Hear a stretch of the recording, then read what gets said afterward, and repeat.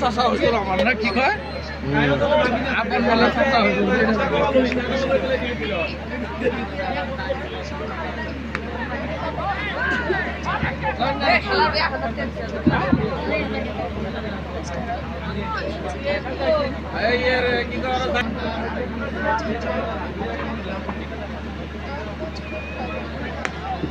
আমাৰ দেখা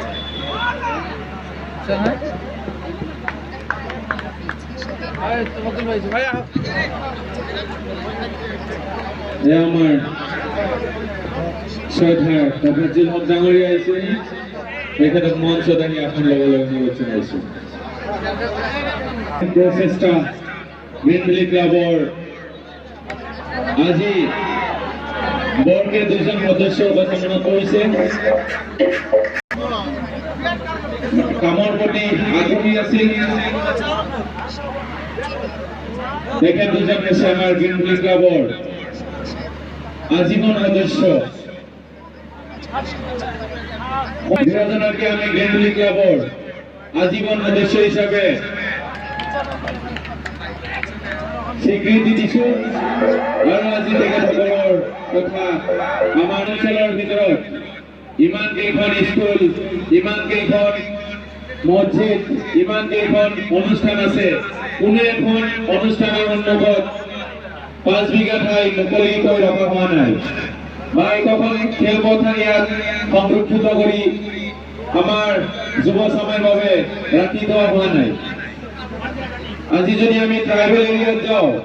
প্ৰতি 3 কিলোমিটাৰ 5 কিলোমিটাৰ পিছে পিছে দেখা যায় বৃহৎ বৃহৎ খেলপথাৰ হয়তো তেখেতসকলৰ জ্যেষ্ঠসকলে ৰাখি থৈ গৈছে কিন্তু আমাৰ দুৰ্ভাগ্য আমাৰ এই অঞ্চলৰ ভিতৰত ইমান বৃহৎ অঞ্চল ইমান বৃহৎ জনবসতি হৈ গৈছে আমাৰ দুৰ্ভাগ্য আমাৰ এই অঞ্চলৰ ভিতৰত এখন খেলপথাৰ নাই যাৰ বাবে আমি গ্ৰীণ ভেলী ক্লাবৰ পৰা অশেষ চেষ্টা চলাই আছো আৰু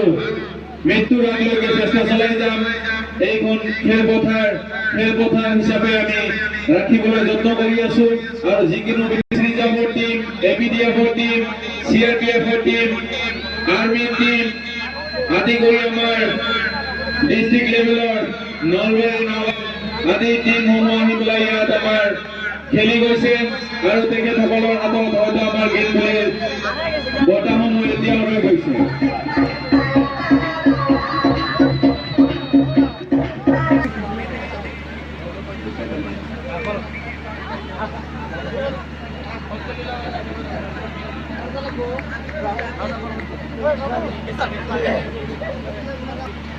গ্ৰীণ ভেলী ক্লাবৰ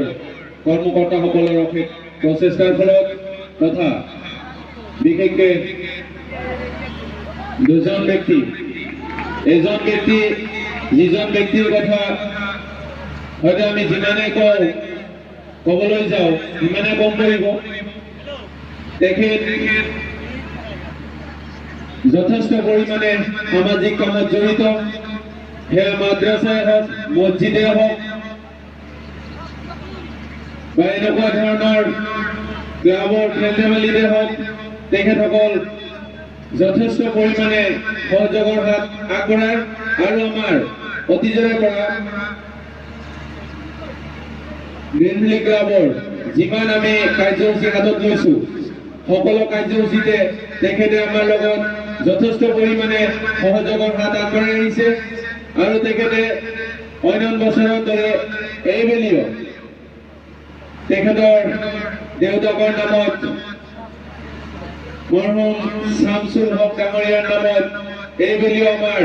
প্ৰথম পুৰস্কাৰ নগদ 25,001 টকা নগদ ধন হিচাপে আগবঢ়াইছে আৰু এইবেলি সত্তাধিকাৰ পাবজি চিকেন হাউচ দুৰ্গা মন্দিৰ